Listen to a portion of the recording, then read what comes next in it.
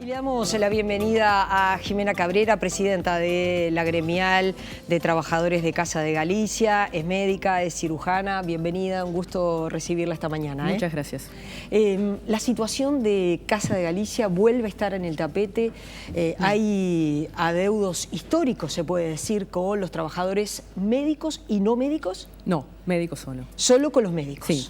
Existen varias puntas. Una es una deuda ya prácticamente reclamada de forma sistemática y histórica, que son con respecto a salarios vacacionales.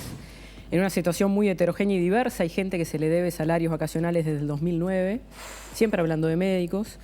Pero los médicos en ese sentido hemos tenido una instancia de diálogo permanente para intentar refinanciar y buscar salidas para esos pagos. Pero ahora a eso se ha sumado una situación insólita y de alguna manera totalmente incomprensible. Si bien la empresa tiene problemas financieros que no son ajenos, son de hace mucho tiempo, se han agravado en el último tiempo, desde el 2014 hasta ahora, se sucedió que enfrenta dificultades para pagar los haberes. Hubo un acuerdo, empresa, gremios, en el cual la plata que existiera se pagara de forma conjunta entre todos los trabajadores y así solventar la situación. O sea, hay una actitud de diálogo de los gremios con respecto a la situación de la empresa. Eso se rompió en una actitud en la cual no sabemos los argumentos, no los tenemos. La empresa decide pagar la totalidad de los salarios no médicos en este mes, incluida la gerencia, los cargos gerenciales de la empresa, ¿no? Estamos hablando de cargos con ingresos importantes, y no abonar el salario de los médicos. Eso llevó a una situación en la cual en Asamblea General nos reunimos y planteamos, uno, la imposibilidad de ejercer nuestro trabajo. O sea, al no tener el salario, muchos de los llamados a domicilios y demás de viáticos no podían hacerse. Y lo otro fue un reconocimiento unánime, la resolución de la Asamblea por unanimidad, en cuanto a la pérdida de confianza en la presidencia y en la gerencia de la institución, que nos llevan a esta situación. Y por otra parte también un asombro por la actitud omisa del Poder Ejecutivo frente a esta situación, que es algo importante que nosotros queremos aclarar también. El Poder Ejecutivo no se entera de esta situación por este conflicto actual. El Poder Ejecutivo desde el 2014-2015, en conjunto con la empresa, se nombró una consultora que fue CPA Ferrer, que hizo un proyecto de reestructura de la empresa que pautó la importancia y la necesidad imperiosa de que hubiera un fideicomiso en aquel entonces, 2014-2015 estamos hablando. El gobierno rechaza ese fideicomiso.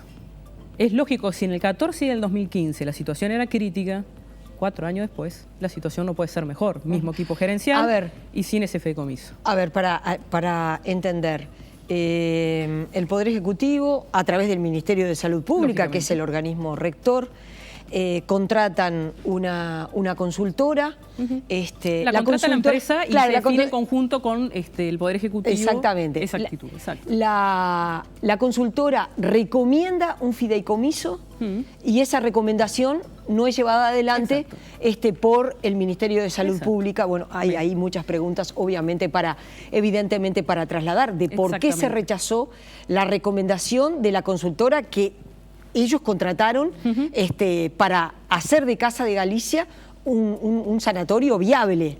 Estamos de acuerdo por ahí. Totalmente de acuerdo. El presidente actual de Casa de Galicia, Alberto Iglesias. Ex dirigente político, si no lo recuerdo mal, hace tiempo que no está en la palestra, pero estuvo en el Banco de Seguros del Estado, dirigente del Partido Colorado, si no lo recuerdo mal. Es él, ¿verdad? Sí, es él. ¿Y qué diálogo han tenido con ustedes? ¿Por qué esta decisión de pagarle a los trabajadores no médicos y no pagarle a los trabajadores médicos el fondo que había? ¿Por qué no? Bueno, esas son las preguntas a las cuales no encontramos respuesta, ¿no? Nosotros teníamos un diálogo con el presidente porque de hecho la institución desde su asunción se descentralizó y las decisiones pasaron a estar centralizadas en él. Había en el inicio una extrema confianza de los trabajadores en él y en su proyecto porque bueno, era alguien que planteaba una esperanza dentro de la institución. Pero eso se fue corrompiendo y corrosiendo con los distintos cambios de decisiones sin argumentación que desembocaron en esta. La causa no la sabemos, sinceramente, no la sabemos. De hecho, cuando se sucede el pago diferenciado, hablo personalmente con el señor Iglesias, el cual me dice, no sé qué aconteció, voy a averiguar. Esa fue la respuesta que él dio. Y en Dinatra tampoco supo los delegados de la empresa explicar las causas que llevaron a ese cambio de actitud que no había sido el que se había tenido el mes anterior. ¿Y ustedes pueden asegurar que los gerentes de la empresa, del sanatorio Casa de Galicia, cobraron sus salarios? Sin duda, porque en la DINATRA, en la sesión de la DINATRA del día viernes, estaba el gerente general, acompañado por la abogada de la empresa. Hicimos esa pregunta frente al Ministerio de Trabajo, y tanto el gerente general como la abogada nos contestaron que sí, que habían cobrado sus saberes. ¿Y las explicaciones? No hubo. Parecería casi una provocación, ¿no? Exacto. Digo decir, porque... Innecesaria. Que no pagarle a los médicos. Después está la otra discusión que una y otra vez se sucede cuando hay paralizaciones del personal médico, de la salud, y se señala que lo que sucede es que el sistema paga salarios, sobre todo a los especialistas, a los anestésicos quirúrgicos, que están muy por encima. No porque no lo merezcan, sí, claro, digo, ¿verdad? Sino que está muy por encima de lo que el sistema puede pagar. Y bueno, ante eso, ¿ustedes qué responden? Bueno, hay un tema desde el punto de vista salarial, y eso está estudiado por lo que son la unidad de negociación del Sindicato Médico del Uruguay, que tiene un estudio al respecto, en que existe un porcentaje que es muy bajo, pero existe, que desbalanza un porcentaje en cada especialidad en determinados profesionales o a nivel de las gerencias, que cobran exorbitantemente por arriba de lo que es la media del sistema. Obviamente eso tiene un impacto, es mucho más macro, es mucho más del sistema nacional.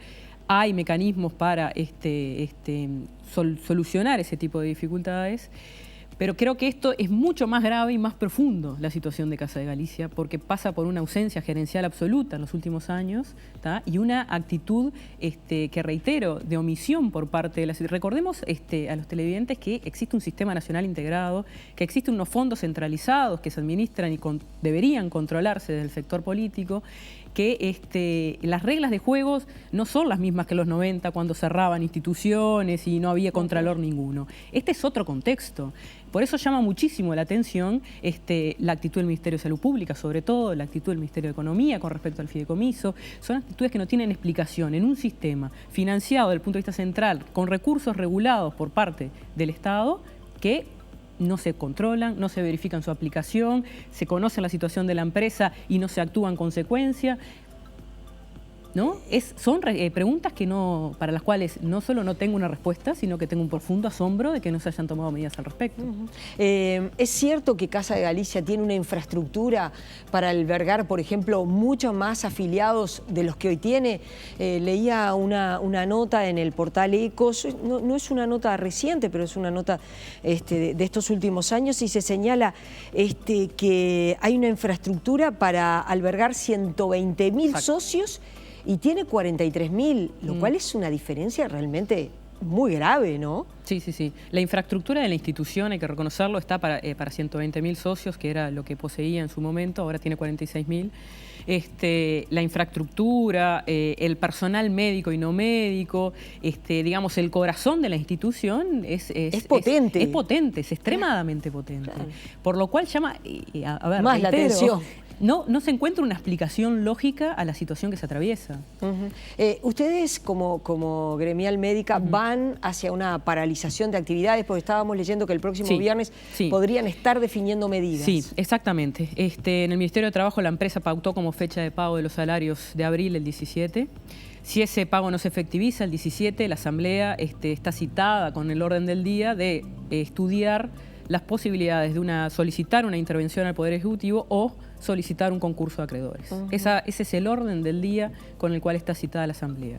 Y también la Asamblea resolvió que esa misma situación, o sea, si en el resto se den los salarios este 17 de mayo, el plazo para el pago legal de los salarios son los 10 días calendario, ¿no?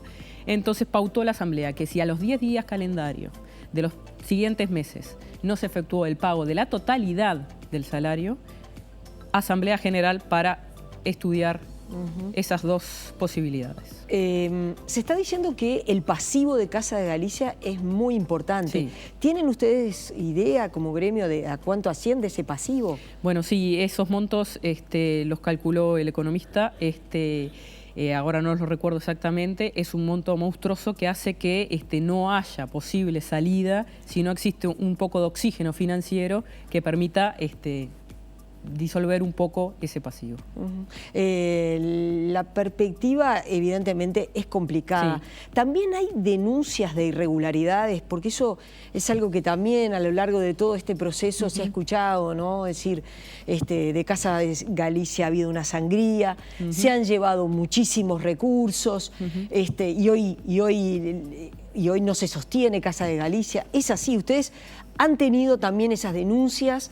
Hemos tenido esas denuncias, sí. Es cierto que no tenemos la evidencia para demostrar esas cosas, por eso no hemos salido públicamente a denunciarlas, pero si uno mira y compara con el resto del sistema, ¿no? La estructura, la infraestructura, el capital humano y el resto de las instituciones avanzan y no están en una situación financiera brillante, pero prosperan. Es evidente que o hay imprudencia y pericia por parte de la gerencia o no saben hacer las cosas, o evidentemente existe algún flujo de dineros que no están por sus carriles habituales. Pero eso simplemente es una suposición. Por estas horas, ¿ustedes se han comunicado con el Ministerio de Salud Pública? ¿El Ministerio de Salud Pública se ha comunicado con ustedes? No, comunicado con nosotros no. Lo que sí, desde antes que se desatara esta situación, en conjunto con el Sindicato Médico del Uruguay, solicitamos a la JUNASA una reunión en carácter de urgente. Evidentemente tenemos distintos criterios de urgente, entre el que es el criterio de los médicos y de la JUNASA, desde el 7 de mayo y no hemos tenido respuesta. Han existido comunicaciones informales, pero comunicaciones formales de las solicitadas, tanto con el Ministerio como con Economía, no hemos tenido ninguna respuesta. Quiere decir que, bueno, la primera cosa que lo que ustedes buscarían allí es una respuesta por parte del organismo rector, que es el Ministerio de Salud Pública. Después, obviamente, también cobrar los saberes, sin duda, pero también una solución de más largo aliento para no estar a cada tantos años otra vez ante la misma situación, ¿no? Exacto, la solución de fondo son dos aspectos. Uno, el ahora el emergente, que es el tema de los salarios, ¿tá? Y los próximos salarios, y lo otro es la reestructura de fondo que permita la viabilidad de la empresa. Sin eso, no hay nada. Y no es la primera vez que se hace una reestructura. Yo he hecho otras entrevistas vinculadas con este tema de reestructuras en Casa de Galicia para poder salir de la situación. Es decir, esto no es nuevo. Pero la reestructura del 2014-2015 quedó trunca. Sin fideicomiso, sin terminar de aplicar el plan de trabajo que estaba pautado. ¿Cuáles fueron las razones? ¿Cuáles fueron las razones que llevaron a no aprobar ese fideicomiso? ¿Cuáles fueron las razones que la empresa definió para no aplicar el resto de la reestructura? Son todas preguntas que no tenemos una respuesta. Que no las han dado las autoridades, ni de Casa de Galicia, ni tampoco del Ministerio de Salud Pública. Y respecto a la cantidad de asociados, porque bueno, no está abierto el corralito mutual, sin embargo, Casa de Galicia está perdiendo afiliados. Exacto. ¿Es así? Sí. Casa de Galicia tiene algunas particularidades con respecto a sus socios, con el resto del sistema. Son generalmente de rango etario más añoso, ¿tá? Por lo cual las pérdidas de socios tienen múltiples explicaciones, pero sí existe cierto grado de movilidad a pesar de estar cerrado el corralito, todos lo sabemos, y se han sucedido cambios, sí. Ustedes dicen, si se abre el corralito mutual, esto puede ser complicado para Casa de Galicia además, ¿no? Sí, sí, sí. De todas maneras, insisto en el aspecto de lo que es el grupo humano de trabajo y las capacidades que tienen, porque hay un núcleo muy fuerte de afiliados, muy fieles a la institución, que es producto de la calidad de la asistencia que que confíen en el personal médico. En el personal. Médico. ¿Qué nivel de unidad tienen ustedes con los trabajadores no médicos? Porque bueno, ahora estamos en una situación rara, donde ellos cobraron su salario y ustedes no lo cobraron, que eso también muchas veces crea división entre trabajadores, porque en definitiva, médicos, no médicos, pero son todos trabajadores de la salud, ¿no? Sí. Por suerte, con el gremio de no médicos tenemos un muy buen diálogo. Esta actitud a ellos no les causó gracia alguna. Claro, porque mañana no les pagan a ellos, les pagan a ustedes y bueno, así ya sucedió una vez dentro de los días del plazo legal de pagos, pero esos intentos de división, como tú decís muy bien, de los trabajadores, ya existieron. Meses anteriores se había dado situaciones como que se había pagado a los trabajadores no médicos y no a los médicos, pero todo se había sucedido dentro de los 10 días calendario del mes, ¿no?